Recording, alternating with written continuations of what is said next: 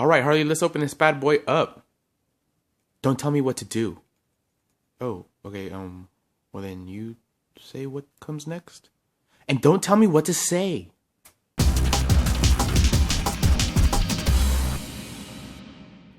Hey, what's up, guys? I got my Legion of Collectors box in yesterday. I'm a little late with my video. I'm pretty sure there's a bunch of unboxings of this already. I know that the pop is going to be Enchantress just from Funko giving that away. I kind of like how they give it away because, you know, if you really don't like the pop, like if you really don't want an Enchantress pop, you have no reason to buy this thing unless you really, really like the shirts and whatever random stuff they give you. But a lot of people are complaining that Funko is spoiling them, but, you know, I've had some thoughts about it, and, you know, I don't mind it so much just because I would like to know what the pop is going to be before I fork over $33, you know what I mean? And, so this is a Suicide Squad one. Totally excited about the movie. It's looking better and better, and that soundtrack sounds amazing. I just really hope it's good. So, yeah, let me open this up. I'm going to open it up real quick, show you everything that's inside, and then I'll give you my honest review of everything afterwards.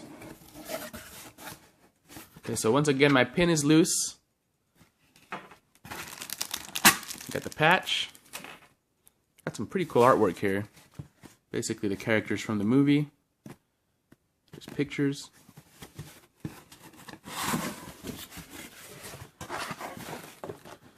Cool, it looks like they're doing the leaflet thing for this box too. Comic book. T-shirt.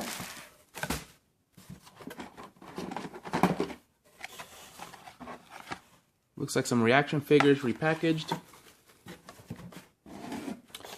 And the Enchantress pop. Alright, let me open this stuff up. The pin is Deadshot and it looks really cool. Typical high quality, nice thick pin. Probably going to do what I see a lot of other people doing and putting them all on a lanyard and hanging it somewhere instead of just keeping these all in a box. And I'm very impressed by this patch. It looks awesome. Like, I even like how they put a stroke of black around the katana letters. Looks really good, and just this whole composition looks nice, and I love these colors together. Yeah, this might be one of my favorite patches ever in these boxes. And if anybody knows Japanese, maybe you can tell me what it says there on the side. The comic book does come bag and boarded, but the board is so flimsy that you might as well call this like bag and papered. And I wish they did use a more traditional resealable comic book bag. All that said, you know, I never see these ever becoming worth more than $0.25 in the future or something, these comic books that come in these boxes. They're still cool that they include them though.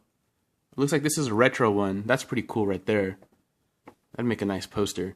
But yeah, I kind of like reading these old stories. This looks like it might be from the 70s or 80s.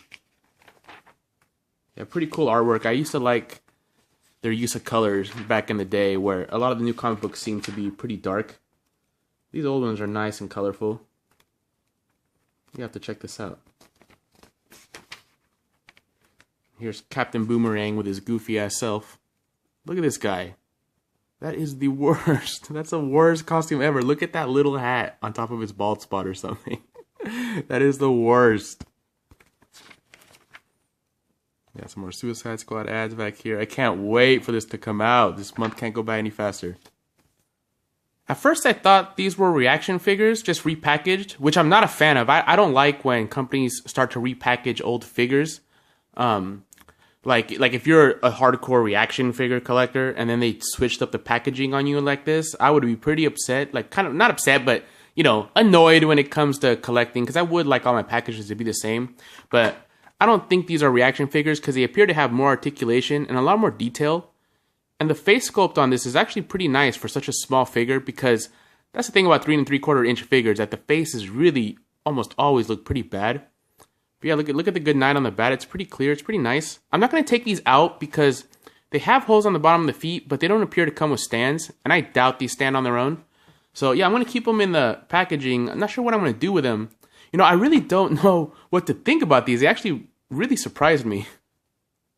I've said before that I find the pop tees to be a little childish looking, but, you know, I really like this one. I think because the characters are so dark that the pop treatment kind of works for me.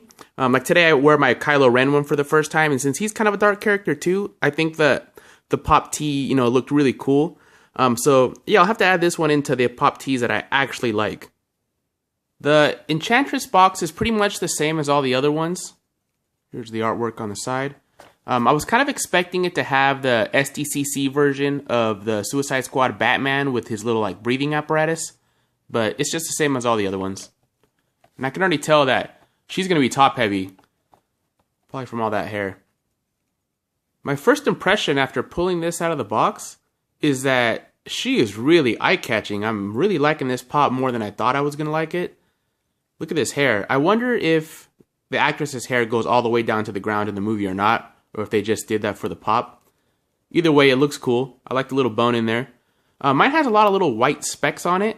That actually, they rub off once you get in there. They actually rub off, so it won't look like she has dandruff. But yeah, the heft is definitely from the hair.